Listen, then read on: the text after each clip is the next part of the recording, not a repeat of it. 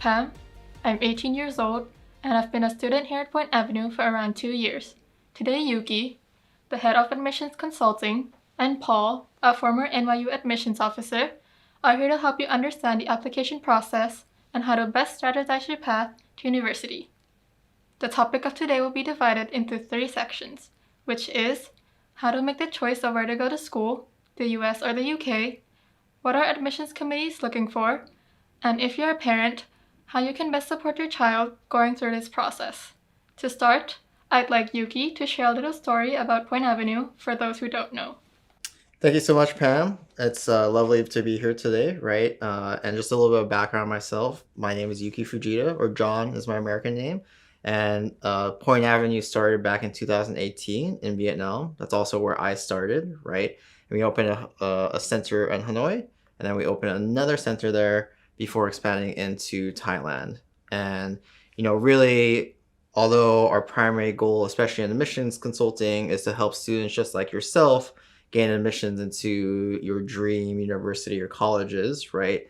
Our ethos is really so much more than just that, right? There's that primary objective. We're also here to instill good character and integrity in all of our students so that you're equipped with the skills and values needed to be successful, not just in college, but life beyond that as well. So, to begin, what would you consider to be the main differences between the application process of US and UK universities? Yeah, it's a great question, right? A lot of families are always wondering, where should I go, right? But speaking about the actual application first, right? In the UK, right, there's something called the Universities and College Admission Services, or UCAS for short, right? And this is a central organization that administers the application for all of the colleges and universities in the UK, right? And then in the US, there's a couple different application systems, but the primary one that we use is called the Common App. It's a nonprofit organization that serves over 800 institutions in America and some internationally as well, right? And the main difference is with those applications is how many colleges you're going to apply to, right? And in the UK, you can apply up to 5. And in the US, the Common App limits you at 20, but really you can apply to as many universities as you want to, although I wouldn't really recommend that, right? And is there a difference in the application fees? Yeah, so they'll vary from school to school, but in general they'll be anywhere upwards of $100. Does the UK look for different types of students, or do they emphasize on one kind of student or another? Yeah, so also a great question, right? Because both countries are looking for very academically capable students, right? But the UK is really, really focused on your academic performance and the theoretical knowledge that you have in the field that you want to study in, right? And so while you can choose up to 5 different areas of focus that you will study in, right? Typically, you just focus, once you're accepted into a certain program, a certain university, you're just focusing on studying that field of study. So for example, if you're interested in economics, our class are just in economics, right? Whereas in the US, right, usually you pick a major in the beginning, but you can also go undeclared, right? And usually, you declare your major in your second or third year at university, right? So you have more time to wander and explore different things. And in fact, I had a lot of friends at UCLA who would change their major 2 or 3 times throughout their time at UCLA, right? I know some schools have made SATs optional, so what are the test requirements for the schools in the US and the UK? Right. So in the UK, right, most SAT, right, they'll accept the SAT or AP exams, right? But just double check with the schools, right, what they're looking for, right? Some schools will also require some kind of entry exam or something like that, most notably Cambridge or Oxford, right? So that's the UK, right? In the US, right, you may have heard of the SAT and ACT, right? And people always wonder, is one better than the other, right? Or do schools prefer one over the other? And the answer is no, right? Every school will accept either the SAT or the ACT, right? But many schools have gone test optional because of the pandemic, right? Because lots of tests are canceled or there's just something preventing students from being able to take the test, right? Now, it's an important distinction because when students hear test optional, they think, oh, I don't need to take the test anymore then, right? And that's true in the sense that you don't have to have a test score to apply anymore, right? But that doesn't mean they're test blind, right? Meaning that you can still submit a test score, and I highly recommend you do take the test and have a strong score because it'll always help your profile, right? And really at the top institutions, most of the students who are being accepted to those schools have strong test scores, right? Now, there's an additional test that I want to mention too, especially as an international student, right? Which is TOEFL and IELTS, right? These are English proficiency tests, right? The IELTS is administered by the British Council, and so it's more geared for UK schools or schools that adhere to the UK curriculum or style, right? Whereas the TOEFL is administered out of the US, right, by a US company, and it's more geared for US schools, right? And so depending on which country you want to go to, right, you want to think about which test you might want to take. They both test listening, reading, writing, and speaking, right? But I personally prefer the TOEFL, right? Not just because most of the students that we come across want to apply to the US, but because it's just more convenient, right? Because you get to go online, register online, take the test at a test center, send your scores. It's super easy and convenient. Whereas IELTS, you have to go to the British Council or give them a phone call and tell them exactly where you want the test scores to go and all this other kind of stuff. And it's just a bit more of a hassle, right? And though most parents and students know this because we're in the midst of the SAT season right now, can you break down the SAT and ACT for us? Yeah, so there's a lot of nuances to this, but just to keep it at a very high level, right? The SAT consists of a reading and writing section, right, and then a math section, and it's out of 1600, right? And the ACT has also an English portion, a math portion, but also a science portion, and it's out of 36 points. And so when I say science, though, I don't mean they're testing you on your biology knowledge or chemistry or something like that, right? It's more of a reading, comprehension, and interpretation test. So they'll show you charts and graphs, and they'll ask you, about this experiment and ask you questions around that. So it's not necessarily you need to have scientific knowledge, just more ability to read it, right? And naturally, I think people think, well, which one should I take then, right? Which one is fit for me? Like I said before, colleges don't have a preference, right? And so really it's up to the student and the person which one you perform better on, right? The ACT is going to be much more speed based, right? Whereas the SAT is going to be much more accuracy based.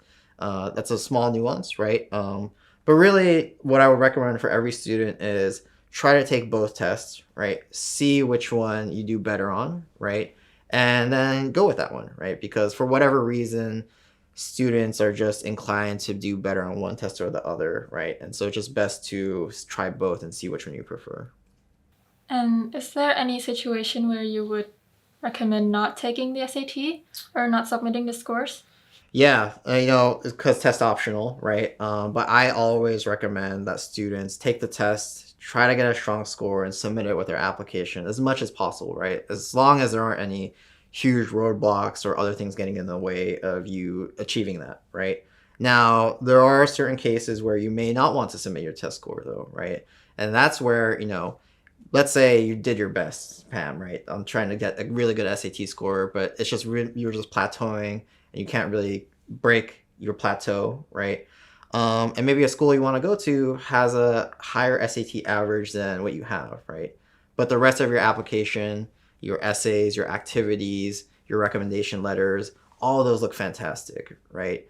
And so in that case, maybe you don't want to submit your SAT score because it'll be a blemish on the rest of your application, right? So that may be a case, right? But the point is that if you can get a strong test score, I always recommend it, right? And when it comes time for actually submitting our applications, then we can think a little bit more carefully about how do we want to strategize what we submit and don't submit. Can you explain the difference between early decision and early action at US schools and also why a student would make that decision? Yeah, of course, right? It's a very important consideration to have. Early decision, or ED as we call it, right, means that it is a contractually binding promise you make to the school, right, that you will attend if you're accepted. And you can only apply to one ED school, right? Early action, on the other hand, means that you apply early and you get results a little bit earlier, but you can still make your decision in May with the rest of your schools, right? They're both due on November 1st. And so for the people paying attention to the time, right, make sure that you're planning ahead for that, right? And so why would they make that decision, right? So early decision, let's say, Pam, that you have a school that you're just super in love with, right? And you would 100% love to go there. Then it'd probably be a good idea to apply ED, right? Especially if you have a reasonable chance of getting in. And you go there, right? Fantastic. You submit in the 1st of November, you get results in December, and you're done. You get to go to your dream school, right? But early action, right? You can apply to multiple schools, right? And usually recommend that students apply to a mix of, more challenging schools, but also more likely schools, right? So that you can kind of have a mix of different schools you apply a little bit early to, right? And one thing I just want to add also is that for the UK, right? The two biggest schools in the UK are Oxford and Cambridge, right? And while the rest of UK schools are due usually in January, Oxford and Cambridge applications are due October 15th. So just make sure that you're always checking the dates, always checking the school website, right? And know exactly what the timeline looks like. Okay. So what if you change your mind? Yeah, so if you do early action, right, and you get a couple acceptances, then great, right? I think that's always awesome because it's a huge morale booster in December when you're in the thick of application season, right? And you get those acceptances, and that's happy times, right? It's great. Early decision, on the other hand, right, means that you made a promise to go to that school, and so if you break that promise, then that's going to reflect badly on you, right? You will, you won't go to that school. All the schools also talk to each other, so they'll know that you broke that promise, and that may affect your chances at other schools, right? And that also reflects very poorly on your school itself, right? And other students who are also applying from your school, because then they see that as, that's where that one student came from that broke that ED promise, right? And so you never want to do that, right? You want to be 100% sure that you want to go to your early decision school, which also means that you don't necessarily need an early decision school, right? But if you have somewhere where you'd love to go, then you should totally do that, right? And the only reason why you should break that is if you have some kind of dire emergency, or the financial situation is really just, you can't afford it or something like that, and you just can't go, right? Is it easier to get in if you choose early action or early decision? Yeah, so this is a long-standing debate, right? In my experience, I think it affects your chances a little bit, right? In a positive way, that you're competing against a smaller group of applicants, right? But usually they're more serious applicants as well because they're applying early, right? And I think, it will give you a slight edge in your admissions chances, right? But I don't think it's going to be the thing that really makes or breaks the application itself, right? But you do have the advantage of just being at the front of the line in that sense, right? And for the last question, can you tell me the difference between going to school in the US as opposed to going to school in the UK?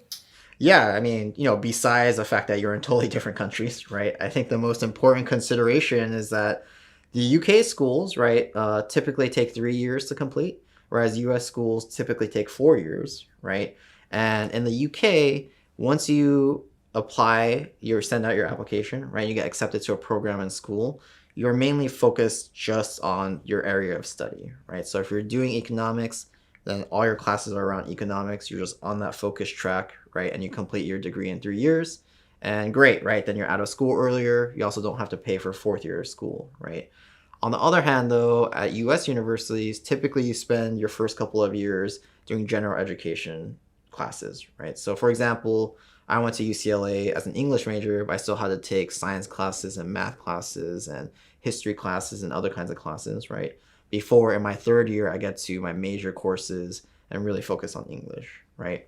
And so the point here really is that if you're someone that knows exactly what they want to do and why, then the UK might be the better choice for you, right? Because you know exactly what you want to study. But if you're someone who wants to wander a little bit more, experiment with different things, and choose a different smattering of classes and things like that, then the US might be a better place for you because you get that experience of wandering and experimenting a bit more.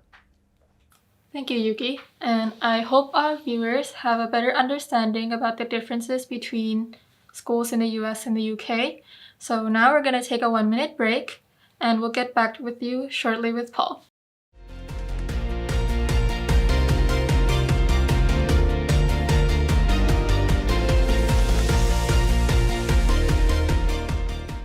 Now we'll talk to Paul, who has experience as an admissions officer for New York University. So, Paul, can you tell us how you got involved in admissions at NYU? Sure. So I graduated from New York University with a graduate degree in dramatic writing in 2017.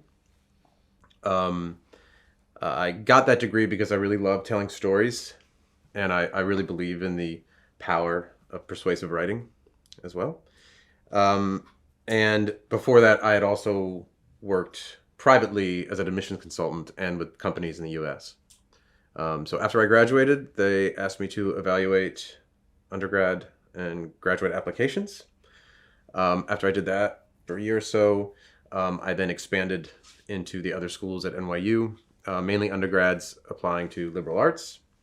And so I would be mainly charged with evaluating the Common App essay, the personal statement, and the Why NYU essay. Okay. Did you review the entire application or just certain parts? Well, NYU at the time I was there varies its application process. So once the threshold of grades and test scores were met, right, I would get the application and I would review the essays, the extracurriculars, and the letters of recommendation. Sometimes, all times actually, the applications are evaluated by different people, right? And then sometimes you go back and read the letters again because that's such an important part. How are the applications separated? And are Thai and Vietnamese students lumped in with students from around the world? Generally not. At smaller schools, they are, but they'd have to be very small schools. NYU gets so many that they break them down by region or even state. And so generally, I would say that Thai students are up against Thai students, right? Because they're trying to get as diverse a first-year class as they possibly can.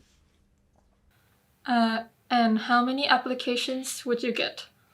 Well, last year, I know overall for 112,000 spots, for 6,000 spots, there were 112,000 applications. So that's a lot. Personally, it would vary daily for me. So I would try to take on like 10 to 20 a day. That would depend on whether or not the application grabbed my attention. I could spend all day long reading applications, but you get to a certain point where you know what you want to see, and that's what I did. So did you read and accept or reject? Yeah, I get a question a lot. No, I think people think a lot of times that there's one person like with a stamp that's like accept, reject. That's not how it worked. I never was in charge of accepting a student directly. That was for people higher than me. But by my evaluation, I could probably make life more difficult for a student, depending on what I thought of it. By the time I got the applications to evaluate, again, they would already have met the test scores and the standards that the grade standards that NYU was looking for that year. Even though the academic requirements do change yearly, that depends on cultural climate, the quotas they need to fill. But in general, it was just my evaluation, and I never had the power to accept somebody or reject them, but I could put my opinion in. Would you spend an equal amount of time reading each application? No, I had a lot of applications to evaluate, so every student is unique, right? And they're great. In a perfect world, I could spend all the time I wanted to kind of choosing students, but there's just no way I could do that. So, and actually, there was actually no need to be honest. Can you explain that? Sure. So for most students, and this is important, they put what they consider to be their best activity at the top of their activities list, right? So it can be like president of this particular club or leader of this, right? Or maybe executive editor of a literary magazine, or maybe something outside of school having to do with like climate change or hunger. So what I look for is how the student positions themselves, right? And why they did what they did. So many times students are engaged in an awful lot of activities. But for me, the quantity of activities on that list of activities and honors, that was never as alluring as the quality of that activity, right? So for instance, and it's also how they write it. So for instance, if you were like started the Big Brother, Big Sister chapter here in Thailand, that would be pretty great because there is no Big Brother, Big Sister chapter here in Thailand. But if I read President, Big Brother, Big Sister, Thailand, I'd be like, oh, okay. That's kind of cool. But what it should read is founder, the first national chapter of Big Brother Big Sister in Thailand to support children from single parent families, right? That really kind of captures captures my attention. So, is there any one extracurricular you like over another? No, I mean, certain things stand out, of course. I think one thing that is important for people to understand, parents and students, when they do their activities list, is don't make something more than it is, right? So, for instance, I think one time I created a monthly economic incentives for a student charity for a dance troupe, right? That was basically a bake sale for prom. And it's pretty easy to see through. So I would say something with social impact is usually much better than trying to take a hobby and make it sound like you're changing the world. Let's move on to essays. Do you read all the essays? At first I did. At first I tried to read all of them. And then month 2 came along and I stopped doing that because there's just too many essays. And you get a sense of what you want to see and what you don't want to see. This may seem harsh, but if the voice isn't authentic, I usually would put it to the side pretty quickly. Now, keep in mind, the same applicant is read by more than one person. So what I may think, the expression goes, one man's wine is another man's grape juice, right? What I may think is not great, someone else may think is brilliant and pass it on. So that's one thing that students should know. Your application always gets read by others. What would those red flags be? Well, okay. So 3 things I often look for is like answer the prompt that you choose. The Common App gives you 7 prompts, right? So if you're working on prompt 2, which is about facing a setback, don't write about how you won a science competition, right? I think the next thing I would say is if the student is active in their own story. A lot of times students do clubs with friends and things like that, and they read an essay about it, but the problem is that the essay tends to be about them and their friends and not about them, right? So they have to be pushing that story forward. And then I would say the last thing I look for is if they understand the broader implications of the story they're telling. NYU likes to see people who have the ability to learn, right? They have the ability to change through their experiences. So I would say those 3 things are important. Thank you, Paul. And from now on, we'll take a short 1-minute break and we'll be back shortly.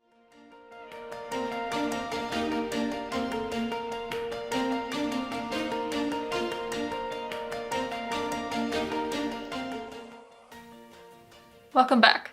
I'm here with Yuki. This question is directed towards the parents, so maybe we can start by talking about the experiences you've had with parents as consultants over the years and how their expectations can get in the way of the application process. Yeah, definitely, right. I mean, ultimately, the journey is about the student and applying to college and going off to experience their own life. But of course, the parents are a huge part of that journey as well, right? And many times, parents have that one college in mind for their children that they really want their kid to go to, right? Like that Harvard or Stanford or Yale or whatever it might be, right? And they think by going to that one college, that's going to set them up for a life of success, right? And, in some ways it's inspiring because we want to really hope big for our children, right? And, dream with them, right? But another way, right, when you have those really, really heavy expectations for only those top colleges, right, it can be a lot of pressure and a lot of stress for the student themselves, right? And ultimately, they just want to make their parents happy, right? But a lot of times that can just be taken too far. And what would you say to parents who want their kids to go to, say, Oxford or Stanford or Ivy schools? Yeah, the important thing I think is to be realistic, right? And the first thing you have to assess are your academics and your test scores, right? Do you reach that threshold that Paul was talking about, right? Now, even once you reach that threshold, right, that means your foot is in the door. But even for the best of the best students, right, it's always going to be a gamble, right? These schools have 7 or 5% acceptance rates, right? Really low, right? Really low. And that's why we also recommend that you apply to at least 8 to 10 schools, right? Because at the end of the day, admissions is a bit of a numbers game in that sense, right? You want to, spread your risk out, right? Of course, have your dream schools, but also be realistic about those things, right? Another important thing to remember is that, it is you who's applying, right? It's not your mom and dad who's applying to college. It's you, right? It's the kid that's applying, right? And yes, the kid is going to want to make their parents as happy as possible, right? But, there's also hundreds of colleges in America, right? And there's probably one that's right for you, right? Maybe that's Harvard, but maybe it's also another school that mom and dad haven't really heard too much about, right? And they still offer great educations and you can really thrive there, right? It's not always just about what that name of that school is. How do you manage parents' expectations? Yeah, definitely, right? I think for me, right, it's always about being honest and realistic about the student, where they're at, right? And also talking about it from the very beginning, right? Assessing, what their profile in a very honest way, right? And then coming up with a list of schools that we talk about together, right? And, find compromises, right? But really, it's also important to remember that, not the most successful people in the world, right, didn't go to Ivy Leagues, right? So, for example, right, do you know Walmart in America? Yeah. Right, it's this huge store. It's everywhere, right? Crushes the competition wherever it goes, right? But Doug McMillon, the CEO, right, he went to University of Arkansas, right? Or another one, for example, is Warren Buffett, right? Everyone knows Warren Buffett as the CEO of Berkshire Hathaway, right? And as a financial guru, right? He makes all the best investing decisions, right? And yet he went to the University of Nebraska, right? Or even the iPad you're working on right now, right? Tim Cook, the CEO of Apple right now, right? He was an Auburn Tiger, and right, none of those schools were Ivy Leagues. And so really, right, sometimes I think it can be a little bit hard to accept for parents to feel like, oh, well, if they don't go to an Ivy League, then what happens to their life and their future, right? And ultimately, I think it's, back to what I was talking about, which is finding that right fit for the student or the kid, right? And where will they thrive and what they want to do, right? And sometimes that is Harvard, right? But many times also, maybe they don't thrive in such a competitive environment like Harvard, right? And there's other schools that have better fits for them where they can really thrive and reach their full potential, right? And so it's important to keep your mind open and that there are other options out there. And at the end of the day, it's about who you are and what you do with the opportunities that you're given. Okay, thanks, Yuki. And next, Paul and Yuki will be back to answer your questions after a short break. Thank you so much, Pam. Thank you.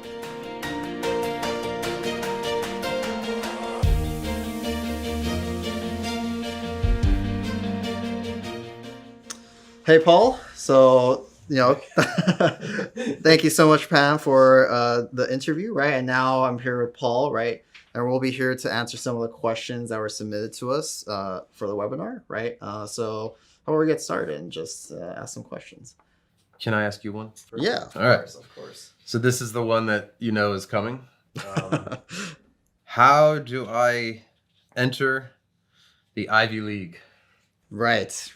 We just talked about a little bit about that, right? And this question came from so many different people, right? It's always asked by every family, every parent. Right? Yes. And again, right, I think the important thing is that first you just got to really be honest about where you are as a student, right? Yeah. Do you have the grades? Do you have a 4.0? Do you have the SAT 1500 and above, right? Are you reaching that academic threshold? Because that is going to be the number one factor whether or not a school believes you can be successful at their institution at all, right? Right. And so once you pass that, though, then to really consider, what do you do outside of just academics, right? What do you do for extracurricular activities inside your school, right? But also outside of your school, right? Are you in leadership positions? Are you making an impact in your community, right? Are you innovating in your community, right?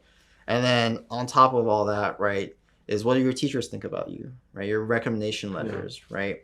And then your essays, how are you presenting yourself and the story, right? And really think about, I think what you were mentioning, right? The broader implications about, what you're doing, not just the fact that you did it, but the bigger implications. Yeah, why you did it and kind of how it affects their world. And also, a lot of times they ask you at Ivy League schools, especially in Cornell or Yale, this question is in both the essays, is what are you going to bring to our school? Exactly. What qualities are you going to bring to our school? And I think a lot of students make the mistake and they talk about what the school is going to do for them, right? And I can tell you that's not what they want to hear because Yale already knows. Yeah. They already know. They know how great they are, right? Yeah. They don't need that. The one thing I would also want to emphasize is that, these schools are very difficult to get into, right? And so even if you have all those things, sometimes you just don't know. Yeah, exactly. Okay, let me ask you a question, Paul, right? I feel like this is one that comes up sort of often too, right? But if someone wants to study in the medical field, right? How can you prepare for that? Okay, well, actually, maybe you should take this. I should take this I one. think the medical field stuff maybe you could take. But I mean, I can say like APs, right? IBs, specifically try to get involved in science. Obviously, if you've been painting all of high school, you're really the best candidate to apply for pre-med or something like that. But yeah, why don't you take it from there, I think. Yeah, I think more experience with this. So. I think just following on from what I was talking about, right? It's very much like, if you want to go into the medical field, the things you do have to be focused in that, right? Taking the AP courses in STEM courses, the biology, chemistry, other related courses, right? And then the extracurricular activities you're doing should also be related to that, right? Maybe volunteering in a hospital or doing research around that, right? At least, right. I also think though this applies to other things, and I think we've talked about this before, but like back in the day, there was this idea of the well-rounded student, right? Yeah. Like people were like, "Oh, he's so well-rounded. My son's so well-rounded. He's doing all these different things." And I think the focus has now changed in admissions. Yes. I think they want a passionate student who's focused on one thing. It doesn't mean they can't have other interests, but their application should demonstrate that they have a specific interest in one thing, one academic subject, perhaps, right? Yeah. And I think so. They're almost, even some of the liberal arts colleges are taking cues from maybe the pre-law and the pre-med programs and the scientific programs, and they're pushing that more these days. Schools want that student that excels at that one thing because it shows like passion and focus at an early age. Exactly. Right? Yeah. I think that's kind of like what you were mentioning with the activities list, right? Yeah. It's not about how many activities you do, but it's about the quality of the activity that you did. Right. And hopefully there's a, again, I often say this, but it's like that activity list and those essays are like the handshake, right? Like they're the only things that you get to introduce yourself to a college. Right. Exactly. So like, if you want to introduce yourself to a college, you want to come across as the most focused you can be. Right? Exactly. Yeah. All right. You got a question for me, Paul? You want to pick the next one? Oh, okay. We'll do this. Is it possible if my child studies a UK curriculum to get into a top university? Yeah. Of course, it's totally possible, right? American universities accept students from all around the world, right? Kind of like what you were mentioning too. They're very much interested in diversifying their campuses as much as possible, right? And so if you go to a UK school with a UK curriculum, then yes, you can go there, right? Yeah. But the same things still apply, right? The academic rigor, how well you're doing in school, right? And how you're demonstrating your impact locally through your activities and innovating within them. All those things still apply, right? So yes, you can, if you're in the UK school, definitely can go to America. Just about what you're doing outside of that as well. Yeah, they don't change the applications. It's the same application. The colleges are not taking the time to have different applications for every different country. So, yeah, definitely. Let me ask you one, Paul. As a New Yorker as well, right? And as who went to NYU and worked at NYU admissions, right? What would you say are the kinds of applicants that a school like NYU is looking for, right? And how can someone prepare their students, or how can a student prepare for that kind of thing? Well, the first thing I want to say about that question, because I get it all the time, what does NYU want? What does Columbia want, right? I think that's a big mistake to even approach the application process like that, because it's essentially like trying to live your life for somebody else. Mm-hmm. And that's very, very difficult to do. And so it's somewhat of a fool's errand. But that being said, I would say that a school like NYU, when I was there, again, passion is really big for them. Leadership, independent thought, right? This kind of love of learning. Mm-hmm. And NYU, actually, incidentally, they more so than other schools do really accept a lot more international applicants, right? They pride themselves on that diverse community.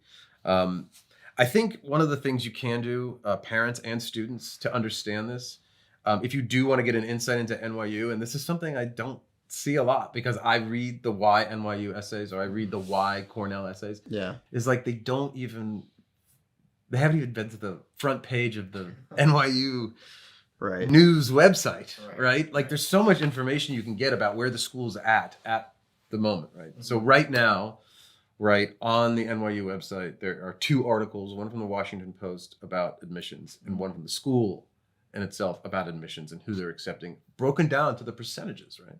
And like that information is out there for you to get. Very simple, right? So I encourage everyone who wants to know where the school's at right now, especially in their programs with a school like NYU or Columbia, because those programs are so diversified in themselves, right? What they want. However, I still do not encourage anyone to look at a school, try to figure out what they want, and then live their life that way. That's not going to get you into the school of your choice. Right, yeah. I mean, I think the point you bring up about being genuine and authentic is so important. Authenticity is really, really important, and we spot inauthenticity really fast. Right. Yeah, I mean, I think it's important to have that kind of end goal in mind, but it's really kind of going back to what we're talking about, having a special interest or a deep interest in something. It's like you have to have that yourself and be genuinely interested in that thing, and then hopefully someone else on the other end, like you, connect with that, and you're like, yes, this is someone who belongs at NYU or another school or something like that. Yeah, definitely. And most of the time, those people who have started that interest early in high school are the ones that can write about it effectively. Right. I got one for you. All right. And I think this is like actually okay. How much does family income affect the admissions process? Okay, maybe like 2 categories: U.S. citizens and international students who are interested in studying in the U.S. And then as a follow-up question, what do colleges such as NYU do to help low-income students? Right, yeah. I mean, I think it's a really important point and conversation topic that honestly sometimes I feel doesn't get talked about too much because it's always about money and it's a little uncomfortable to talk about that with your kid around or whatever it might be, right? Sure. But it's really important because unfortunately at the end of the day, colleges and university are a business, right? And financial considerations are really important to them, right? And so on the one hand, universities want to best serve their students, right, with the best education and support. But in another sense, they also have to answer to their financial needs, right? Yeah. And so often they are answering to 2 different masters with some, very often conflicting priorities, right, in that sense. Yeah. And so, All the time. yeah, exactly, right, all the time. I don't think, And so, if you're a student who is looking for A, the more A you're looking for, just unfortunately it means that it's going to be more difficult for you, right? Because a school only has so much money to give out to students, and they want to make sure that they're giving money to the student that is going to bring them back, the school back, right, the return on the investment they're making in you as a student, Yep. right? And so will you be successful at that school, right? And then after you leave the school, will you continue to bring more prestige and reputation to that school, Money. right? And money, right? And then money at the end of the day, right? And so, my advice to families is always, 1, have an honest conversation as a family about your financial situation, right? And then 2, right, contribute as much as you can towards your child's education, right? Because that will only help them, right? Right. And if you're a U.S. citizen, then you're in luck because you get access to federal government money, right? Yeah. And public institutions like UCLA, where I went to school, right? They can give U.S. citizens money, right? They can support. Unfortunately, as an international student, you don't have access to that. But look, I mean, there's so many scholarships. Yes. And what happens is with my international students is that they do all these applications and all these essays, and then they go finally do all their research on their scholarships, right? And the private scholarships they have to sign up for, and they have to do more essays. And they're like, I can't do it. I can't do it. I can't do another essay. And so they just decide not to do it. And I know we talked about this earlier. It's like, yes, sometimes those scholarships aren't that massive. They're not that big, but they add up. They add up, right? Yeah. You know?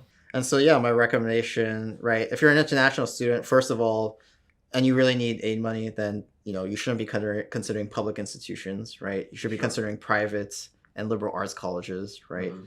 And then from there, right, exactly what you're saying, right? I would say don't look for that one scholarship that's going to pay out big, but look at the hundreds of scholarships out there. There's so many scholarships.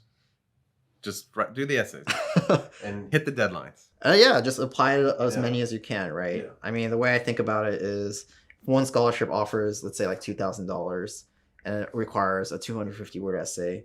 Maybe that takes you 2 hours to write. And if you get it, then you just made $1,000 an hour, right? Which is... That's one book. Okay. Yeah. Okay. But yeah, I mean, you should think about it by how much time you're investing, how much money you can make out of it, right? It's great. Okay. How about a final question then? And I think we could both answer this question. But Paul, you can go first as well, I think, which is, this May right now, right? Very close to June. The application season is right there, right? And what would you say to students who are going through that or about to go through that, or maybe even a little bit earlier than that, right? How should they prepare for that process? I have a very specific piece of advice in 2022 that I give to students, high school students. Because as you know, I primarily deal with the essay writing. Right. And that is read. You guys have to read more. Okay. I think the only way you become a better writer is by reading more. And the amount of time it takes to compose a worthwhile personal statement is solely dependent on your knowledge of writing and almost how much writing you've done and how much reading you've done. Right. So the more you can pull from your active brain in the process of writing instead of having to go to a thesaurus or go back to the internet or right? And the only way that you're really able to accomplish that is read. I think the other thing, take an interest in the schools. Right. Don't leave it in my hands. Right. I mean, I'm kind of a geek when it comes to colleges, and I like looking at student profiles, and I love coming up with the colleges for them. But and truth is that I shouldn't totally have to do that. Right. The parents and the students should take an interest in the schools that they're going to go to. They're all different. It's an exciting time, right? It should be a source of excitement and almost bonding between a family to be able to choose those schools, right? So do those two things early, read and research your schools, and you'll be on your way. Yeah, I mean, I think the research is so important. I think it's funny to me, you're going to spend probably the most amount of money on this 4-year period. You're going to be there for 4 years. Yeah. And, I don't buy anything before I even read a review. So why would you invest, in a college if you don't do your research first, right? My advice for students, I think, is, to one, plan ahead, right? Because you might feel like, 6 months ahead of me, right? But there's so much to do. There's plenty of time, right? But there's so much to do, right? And then start early, right? And really, there's no excuse to just doing the actual work, I think, right? Doing the work, sitting down, putting pen to paper or finger to keyboard and typing out what you got to do, right? I think a lot of times, students or maybe just writers in general, they just sit around and think a lot, thinking about, I could write this or write that, right? And that doesn't actually get you any closer to finishing that first draft and going through the process of rewriting and writing and writing. Right. And the only time, the best writing, comes when you access your subconscious, right? And the only time you can do that is when you're writing. If you're thinking about it, that's your conscious. Right. Yeah. It's not your subconscious. Yeah. But before we go, I want to talk about, since that question came up, this summer. Yes. Yeah. Yes. Okay. So this summer, Yuki and I are teaching a application intensive. It's 3 weeks, 3 days a week. The first week we do personal branding. We take care of all your activities lists. We find out kind of who you are, if you have any honors, and we shape that for you. The second week is devoted to supplemental essays. And the third week is devoted entirely to the personal statement, that 650-word personal statement that the Common App requires. At the end of this, you will have your completed activities list, 4 supplements based on the University of California supplement prompts, right? And you'll have a first draft of your 650-word personal statement. You'll be way ahead of the game on that.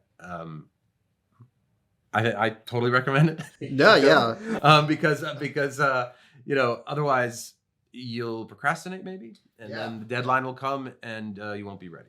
Yeah, I mean, we're really there to, you know, put in the work, you know, get the students to put in the work and do it, right? And it's 3 weeks, and you'll be glad you did. Yeah. All right. All right. Thanks, Yuki. Yeah, thank you, Paul. And I would want to thank our host, Pam, as well. And if you have any further questions or would like to speak to any of us here at Point Avenue, please reach out to us online and our social media, right?